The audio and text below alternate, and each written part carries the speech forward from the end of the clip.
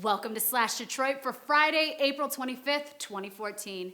Today's episode is brought to you by Milan Lucic and his slash to Detroit Red Wings defenseman Danny DeKeyser. Kaiser in this situation, right there. Damn! The oldest, but apparently not wisest, suspect in the beating of Steve Utash isn't looking to get on the public's good side anytime soon. Wanzi Saffold, whose birth certificate says he's 30, but whose behavior says he's stupid, gave cameras covering his court proceedings the double finger salute. He is charged with assault with intent to commit murder and assault with intent to do great bodily harm. For more analysis of his public relations tactics, let's send the cameras to ESPN Ocho's Pepper Brooks.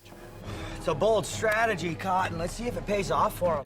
33 former and current Detroit City workers have been charged with wrongfully collecting almost $400,000 in unemployment benefits.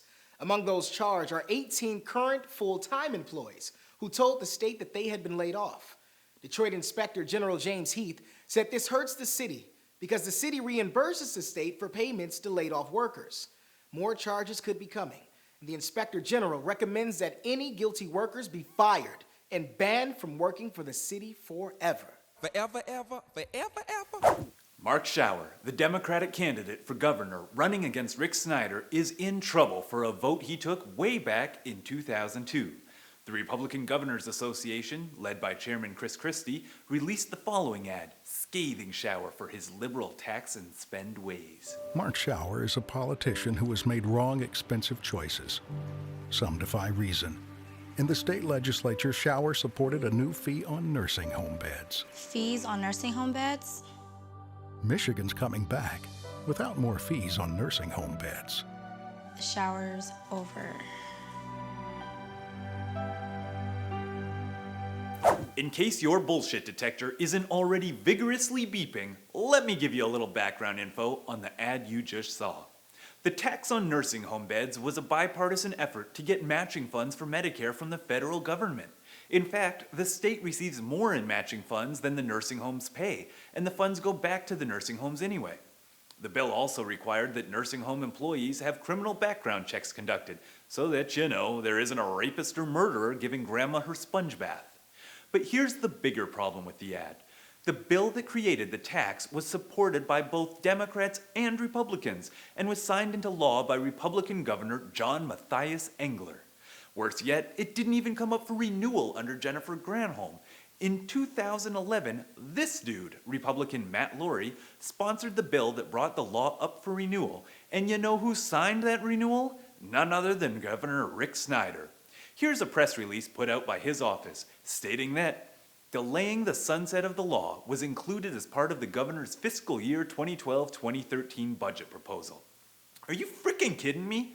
For a vote Mark Schauer took 12 years ago, the Republican Governors Association tags him as the spendthrift liberal coming out to dig the change out of grandpa's pockets, and it turns out that A, extending the law was in Rick Snyder's budget, B, a Republican sponsored the bill, C, the extension had bipartisan support in the House and Senate, and D, Rick Snyder signed it.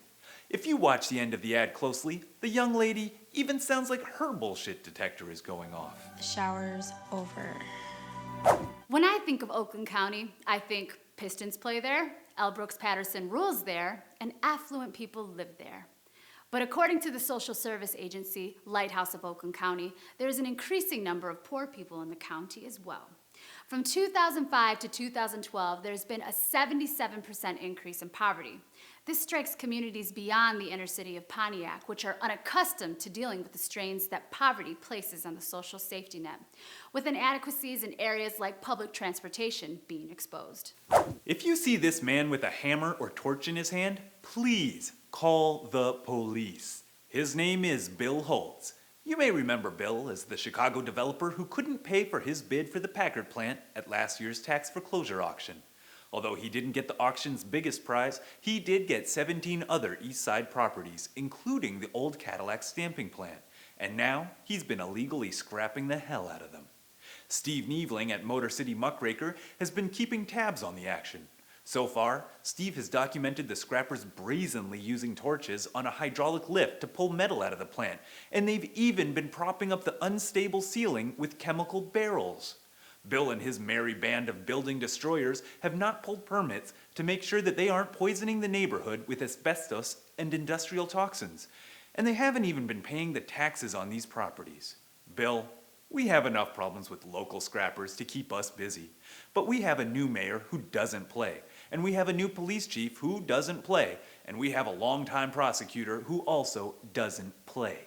Please, take your scavenging ass back to Chicago, and don't come back unless it's to see the Red Wings beat the Blackhawks in the Stanley Cup Finals. Speaking of homegrown scrappers, Councilman George Cushingberry's old credit union is suing him and his wife for willfully and maliciously damaging their home. According to the Public Service Credit Union, the couple removed the kitchen cabinets and the fixtures from the home on the north side of town before strolling away from the mortgage. The house is now being targeted in Mayor Duggan's anti-blight lawsuits, but Cushingberry says he wasn't the one who damaged the property. Announcing the triumphant return of the 313 Happy Hour. For our 24th outing, we'll head to the brand spanking new Louis Lounge in downtown Detroit this Tuesday, April 29th from 8:30 to 11. Coincidentally, the relaunch of the 313 Happy Hour is on the same day that we celebrate my 30th trip around the sun. The special will be $2 off draft beers. Make sure you join the Facebook group to find out about next month's 313 Happy Hour.